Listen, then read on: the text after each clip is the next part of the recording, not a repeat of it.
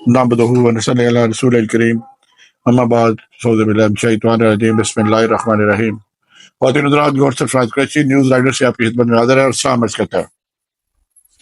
आज दो मौज़ूआत पे बात करूंगा। पहले तो सुप्रीम कोर्ट में जो आज जस्टिस मंसूर अली शाह साहब ने कलमात फेंके अपने, और दूसरा वो जस्टिस अमीनुद्दीन ने उसका रिस्पांस जो दिया। दूसरी बात, वो शाहिद लुंड है जिसको कत्ल किया गया और पुलिस वाले कहते हैं कि हमने इसको पुलिस मामले में मारा। इसकी भी डिटेल आपको बताएंगे। ये 2-3 दिन से पेंडिंग था, इसमें 2-4 चीजें कंफर्म करने वाली थी, इसलिए इस पे लेट गुफ्तगू हो रही है। तो आज जस्टिस मंसूर अली शाह ने एक टैक्स के केस में कहा कि ना को वकला गाइड कर रहे हैं हमें कि हमने कौन से केस सुनने हैं और कौन से केस नहीं सुनने हैं। और एक टैक्स के केस में उन्होंने कहा अगर मैं फैसला भी कर दूं तो मुझे फैसले से कौन रोक सकता है? क्या मैंने 1973 के कॉन्स्टिट्यूशन के तहत हलफ नहीं उठाया? और उन्होंने ये भी कहा कि ये जब फैसला मैं करूंगा तो रिव्यू भी मैं ही सुनूंगा। तो जो लोग ये समझ रहे थे कि जो स्पेशल सीटों के केस में जो लोग समझ रहे थे कि रिव्यू ये जस्टिस अमीनुद्दीन सुनेगा, तो वो भूल जाए कि जस्टिस अमीनुद्दीन रिव्यू सुनेगा। रिव्यू वही सुनेगा जिसने फैसला किया हुआ है, चाहे वो कॉन्स्टिट्यूशनल हो, चाहे वो क्रिमिनल हो, चाहे वो सिविल अपील हो। तो रिव्यू वही बेंच सुनेगा जो बेंच जिसने फैसला किया है। This is know very much loud and clear. तो उसके रिस्पांस में आज अमीनुद्दीन साहब ने, जिन्होंने सुप्रीम कोर्ट की तारीख में एक जज ने अपने आप को वोट दे के कामयाब बना लिया। ये सूरत हाल है इस वक्त इस मुल्क में कि एक बंदा अपने आप को वोट दे के यानी कोर्ट का सरबराह बन जाता है। जिस बंदे ने अपने आप को वोट दिया वो फैसला क्या करेगा? तो कौन से मेरिट पे वो फैसला करेगा?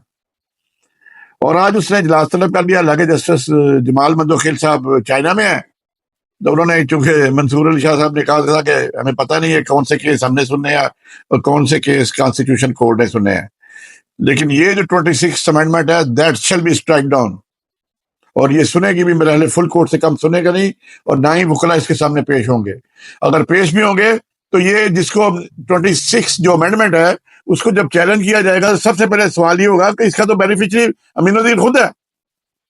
तो जस्टिस अमीनुद्दीन जिसने अपने आप को वोट दे के ये अपने आप को बेंच का सरबराह बना लिया है, वो तो इस केस में बेनिफिशियरी है, तो वो कैसे केस में बैठ के सुन सकता है? सबसे पहले तो इतराज उस पे होगा कि वो तो इस 26वीं आईनी तरमीम का बेनिफिशियरी खुद है। जब आप खुद ही बेनिफिशियरी हो तो आप कैसे बस केस सुन सकते हो उसके खिलाफ? तो ये भूल जाए अमीनुद्दीन साहब के वो बहरहाल आज उन्होंने इजलास तलब किया, रजिस्ट्रार वगैरह को बुला के अपने चैम्बर में इजलास तलब कर लिया मुहतरम साहब जज साहब ने। जो उनके फैसले हैं वो कादी फायद अली शाह साहब की बाकियात में शामिल है। वो कादी साहब का देख ले क्या कैसे लोग इस्तेमाल कर रहे हैं। तो ये जजेस भी तैयार है जिन्होंने इस तरह के फैसले देने हैं, तो इनको भी कल ultimately they have to face the music. जब ये उतर जाते हैं तो फिर जज तो नहीं रहते, फिर इनके पास कंटेम्प्ट ऑफ कोर्ट का वो जो एक ड्रामा है, एक दौस है, एक धमकी है, वो तो नहीं रहेगी, खत्म हो जाएगी। तो फिर लोग खुल के बोलते हैं, जैसे अभी कादी फैज साहब के मतलब बोल रहे हैं। यार कादी फैज साहब के दौर में तो हाजी कादी साहब के सामने भी लोग बोलते रहे, और जिस सामने वकील ने बोला था उसके साथ उन्होंने क्या किया, वो उसकी बनाई चली गई बेचारे की। फिर अभी वो क्राइसिस में गुजर रहा है, बोल नहीं सकता, वो इतना उसको सर के पीछे पाई मारा गया था, उसको आई साइड भी उसकी बेचारे की मुतासर हुई है, बोल वो नहीं सकता। ये जुल्म है, आखिर कब तक चलेगा? एक वक्त वो आएगा जिसको इस जुल्म को रोकना पड़ेगा। और आज 190 मिलियन पाउंड का भी केस था वहां। तो इमरान खान ने कहा जो ये जो इत्तेजाजी तहरीक उसकी डेट मैं दूंगा, जो हम ये कह रहे थे कि ये क्यों जलसा किया, तो उसकी तो मैं जवाब नहीं मिला। लेकिन इमरान खान ने उनको जो इत्तेजाज की डेट नहीं दी अमीन गंडापुर साहब ने, तो वो उस पे इमरान खान ने कहा कि तहरीक की डेट जो है मैं उसकी इजाजत दूंगा। दूसरा ये सुन रहे हैं कि मौलाना फजलुर रहमान और पीटीआई और जमात इस्लामी मिलकर ग्रैंड अलायंस की तरफ जा रहे हैं। अगर ये ग्रैंड अलायंस बन जाता है तो ये हुकूमत अपने दिन गिनना शुरू कर दे, फिर जितनी मर्जी तरमीमें कर लें, ये अवाम के समंदर के सामने खड़े नहीं हो सकते। और इस वक्त स्ट्रीट पावर जमात इस्लामी के पास है, जमीयत उलमा फजलुर रहमान और पीटीआई के पास है। जब ये तीनों पार्टियां मिल गई तो फिर ये जो 47 वाली गवर्नमेंट है ये रेत की दीवार साबित होगी, और इसको बचाने के लिए कोई बंद नहीं बांधेगा, क्योंकि ऐसा सैलाब आएगा जैसे वो सब जो बंद छंद रखे हुए हैं सब बहा के ले जाएगा। تو عمران خان نے یہی کہا ہے. دوسرا انہوں نے کہا جی میں 78 آپ نے کویسچن دیے ہے تو 78 کویسچن کے لیے ٹائم چاہیے. تو محترم جج صاحب نے بڑی مہربانی کی, انہوں نے 2 دن کا ٹائم دے دیا. وہ 3500 صفحات کو پڑھ کے جواب دے رہے ہیں انہوں نے, اور جج صاحب نے 2 دن کا ٹائم دیا. اور سپریم اپنا اسلام آباد ہائی کورٹ نے پہلے کیا دیا ہے کہ 265 کے کا پہلے فیصلہ کرے with the reasons with speaking order. یہاں تو یہ ہوتا ہے جی بس کہ parties heard and case dismiss. بھائی جان آج کل تو ہر چیز میں آپ کو اسپیکنگ آرڈر دینا پڑتا ہے. ایون کہ آپ چھوٹا سا کیس ہو اے سی آر کی بات کر لیں, پی آر کی جو پرفارمنس ایویلیوشن رپورٹ ہے اس میں بھی کہتے ہیں کہ اسپیکنگ آرڈر ہونا چاہیے. تو ہر چیز میں کوئی جب آپ کسی کی چیز کو ڈسمس کرتے ہو they should be speaking order. وجوہات دکھنی پڑتی ہے میں کیوں ڈسمس کر رہا ہوں. تو یہاں تو انہوں نے یہ کہا ہے کہ چونکہ اب امینڈمنٹ ہو گئی ہے اور جس میں آپ نے کوئی بینیفٹ نہ لیا ہو تو جو کابینہ کا فیصلہ پھوڑ ہوگا. یہ بنایا تو شہباز شریف صاحب نے اپنے لیے تھا, لیکن یہ فٹ اس میں بھی آ گیا کیونکہ اس میں کوئی فائنینشیل گین نہیں ہے. وہ تو ریونیو افسر کیا گیا ان کا ٹرسٹ جو بنایا ہوا ہے کہ یہ عمران خان کو 1 ٹکے کا فائدہ نہیں ہوا, اور کل کہیں یہ ڈیزالو بھی ہو جاتا ہے تو یہ کسی اور ٹرسٹ میں چلا جائے گا. اس میں عمران خان یا بشرا بیگم ایک پیسے کا بھی فائدہ نہیں اٹھا سکتے, اور نہ ہی آج تک انہوں نے پیسے کا فائدہ اٹھایا ہے. تو یہ کہتے ہیں جی زمین چونکہ آپ نے پہلے خرید لی تو بینیفٹ لے لیا. اب زمین پہلے ہی خریدتے ہیں, ہمارے بعد میں بنتی ہے. یہ اتنے عقل کے اندھے ہیں, کو یہ نہیں پتا کہ جب بھی کوئی چیز آپ نے پہلے خریدی ہے تو پہلے زمین خریدنی ہے, اس کے بعد اس پہ بلڈنگ بنتی ہے. ٹرسٹ بعد میں بننا تھا, زمین پہلے لیے جانی تھی. ہاں ان کو سمجھ ہی کوئی نہیں ہے.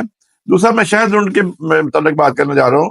شاہد لونڈ چند مہینوں میں بڑا مقبول ہوا جب اس نے کہا کہ میں اپنے بچوں کو بندوق کی بجائے ہاتھ میں خطاب دینا چاہتا ہوں. شاہد لونڈ پہ 28 کے قریب کیسز ہے جس میں اغوا برائے قتل اقدام قتل اور ڈکیتی کے کیس تھے. لیکن جب اس کا نام یہ جو پولیس کے شہید ہوئے جو راکٹ ڈانچر میں بھی اس کا نام آ گیا اور اس کی ایڈ منی 20 لاکھ سے بڑھا کے 1 کروڑ کر دی گئی, تو اسے وزارت داخلہ کے افسر کا فون کر کے کہا کہ میں تو اس میں شامل ہی نہیں ہوں, میری تو دشمن داری ہے. اور پھر لوگوں نے اس کو اتنا فالو کرنا شروع کر دیا, ٹک ٹاک پہ فالو کرنا شروع کر دیا, یوٹیوب میں اس کے لاکھوں جو ہے وہ سبسکرائبر ہو گئے تھے, اور بڑی مشہور شخصیت ہو گیا تھا, بڑی عقل مندی کی باتیں کرتا تھا اور لوگوں کے کام بھی کرتا تھا. اس کی وہ ایک جزیرہ نما ہے بنا ہوا ہے دریا کے قریب, دریا کے درمیان میں اس نے رہائش رکھی ہوئی تھی وہاں گاؤں ان کا.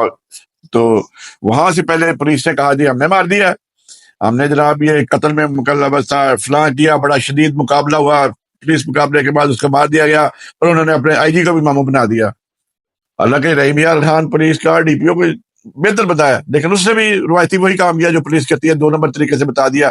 بندہ انہوں نے اس کا وہ کہتے ہیں نا گھر سے مرتے آپ اس وقت ہو جب آپ کا جو انفارمر ہو گھر سے ہو, تو اسی کا جو دہر لوڈ جس سے مارا ہے اس کو پولیس نے پیسے دیے ہوئے تھے, اس کو یہ کہا ہوا تھا کہ تم پہ سارے کیس واپس لے لیں گے, اور انہوں نے مار دیا اس کو, اور مار کے وہ بھاگ گیا. اس وقت تو پولیس کی کسٹڈی میں, اسی گھر میں پولیس کا پہرا دیا ہوا ہے.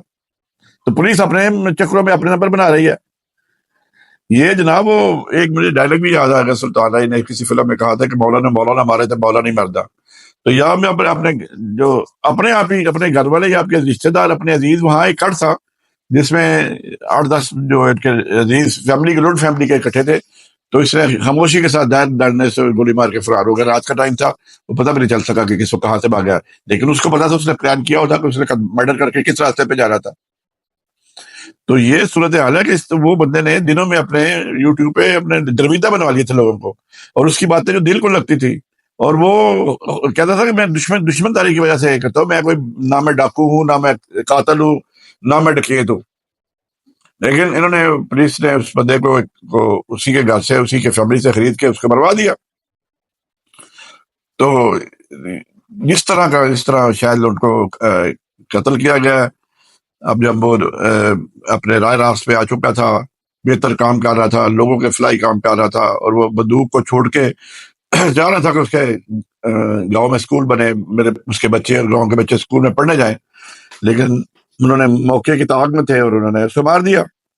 مارنے کے بعد اس کی پولیس نے اتنا جھوٹ بولا, یہ پنجاب پولیس ہے ہی جھوٹی, کوئی مقابلہ پولیس مقابلہ بنا دیا. اب سارے گاؤں والوں کو پتا ہے کہ یہ پولیس مقابلہ کیسے ہوا، 2 نمبر طریقے سے کیسے اس کے مطلب ہر بندے کو پتا چل گیا کہ اس کو اپنے کزن نے مارا تھا، مار کے وہ دوڑ گیا تھا، اور پولیس والوں نے اپنے نمبر بنا لیے کیونکہ 1 کروڑ روپے کا نام اس پہ ہیڈ منی تھی، اس 1 کروڑ روپے کی. اب وہ 1 کروڑ روپے بھی لینے کی کوشش کریں گے. حالانکہ اس میں پولیس کا کوئی رول ہی نہیں ہے. اس میں پولیس نے ہاں یہ کیا، بندہ ہے اسی کے کزن کو کہہ کے مروا دیا، تو حقیقت بیان کرنی چاہیے تھی. اس میں اپنے نمبر کس چکر میں اس نے بنا لی ہے. تو پولیس والے جب تک جھوٹ نہیں بولتے ان کی تو کھانا نہیں ہضم ہوتا. یہ ایک چیز کو بڑھا چڑھا کے اس طرح پیش کرتے ہیں، اتنا جھوٹ بولتے ہیں، اتنا جھوٹ بولتے ہیں کہ لوگ سمجھتے ہیں سچی ہے، جیسے شاہد لوٹ کے کیس میں ہوا ہے. تو یہ جو ہے چلے ایک اپنے ڈاکو مار دیا جو آپ اس کو سمجھتے تھے ڈاکو ہے، لیکن اس نے بڑا لاؤڈ اینڈ کلیئر کہا تھا کہ جو پولیس والے ڈاکر لانچر سے شہید ہوئے ہیں ان سے میرا کوئی تعلق نہیں، میرا کوئی واسطہ نہیں ہے، مجھ پہ یہ جھوٹا مقدمہ بنایا گیا ہے. تو پولیس اکثر جب ایک بندے پہ کیس مان جاتا ہے تو پے در پے اس پہ کیس بناتی ہے، جھوٹے کیس بھی بناتی ہے، سچے کیس بھی ہوتے ہیں، اس میں مکسچر ہوتا ہے. لیکن شاید ان پہ 28 کیسز تھے جس میں اغوا برائے میں بتا چکا ہوں، اس میں ریفرنس تھے کہ وہ کہتے لوگوں کو اغوا کر کے پیسے لیتا ہے. اب یہ اللہ تعالیٰ بہتر جانتا ہے یا وہ مرنے والا جانتا ہوگا کہ وہ اغوا کرتا تھا کہ نہیں کرتا تھا، لیکن باتوں سے بس ایسا لگتا تھا کہ جیسے وہ شریفانہ زندگی گزارنے کا خواہش مند ہے.